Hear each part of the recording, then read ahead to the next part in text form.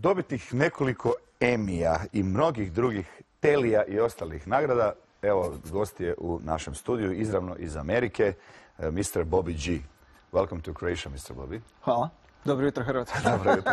Bobby G, ili u prijevodu Boško Grubić, Siščanin na dugotrajnom privremenom radu u Americi, je li tako? Točno. Točnije u Atlanti. Točno, u Atlanti. 1994. ste završili faks i onda nakon toga samo je krenula karijera osvajanje Emija. U kojim kategorijama ste osvojili Emija? Pa prvi Emmy sam osvojio 99. Emmy je inače ovo na stolu, To, ako da, niste to je vidjeli. To je nagrada Emmy. Dobro, nećete, evo ga. Znači, 1990. godine sam osvojio prvi Emmy za reklamu koju sam radio za faks na kojem sam u biti i maturirao. Znači, bila je reklama za fakultet, jer se u Americi se reklamiraju fakulteti normalno kao i sve ostale stvari. Vi ste student masovnih komunikacija u Nashvilleu. Točno, da. I tamo sam u biti završio to 99. da bi na kraju, na koncu, kao završni rad, tražili su mi da napravim cijelu marketinšku priču oko reklame za fakultet i da, to sad gledamo to. To je bila ta reklama koja je dobila nagradu. To je prvi Emmy. To je bio prvi Emmy, točno. Dobro, a drugi? A drugi sam dobio za još jednu reklamu koju sam radio za Natural Gas. Ili kao kreativni direktor producent. Točno, kao kreativni direktor producent. Na prvoj reklami sam u biti radio sve, dok je ova druga reklama zbilja rađena filmski, imao sam budžet i jako lijepu ekipu. Znači li to da je to ispunjenje američkog sna kad jedan mladi dečko iz Siska dođe u Ameriku i postane dobitnik nekoliko Emija? Je, u svakom slučaju. To je iznimno vrijedna nagrada. Je. Cijenjena. Cijenjena nagrada što se tiče posla s kojim se ja bavim. Znači postprodukcija, produkcija, režiranje i produciranje. Američki san još uvijek nije završen. Ne znam, ja sam jedan od onih ljudi koji sanjara, recimo. Znači, mislio bi da radite samo reklame? Ne, vi ste dobili i nekoliko Telija, to su ove reklame pored, koje su za filmske i video uratke neke druge kategorije, vrste. Točno, da. U biti Teli je nagrada koja je između, recimo, Emija i Oscara. Zato što su Teli u biti vanprodukcijske, znači nije nešto što se vrti u kinima ili na televiziji. A kojeg žanra?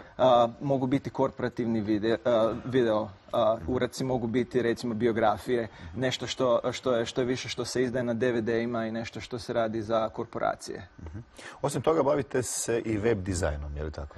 Točno. U biti web dizajn je nešto što sam se počeo jako rano baviti negdje početkom, kad sam već bio na fakultetu 96. 97. godine i tada sam u biti krenuo više prema tome marketingu da bi skupio tu cjelokupnu sliku, recimo od cijelu multimediju, znači od printa do TV reklame. Koliko u Americi, a znamo da to Amerikanci jako vole, nagrade pomažu u profesiji?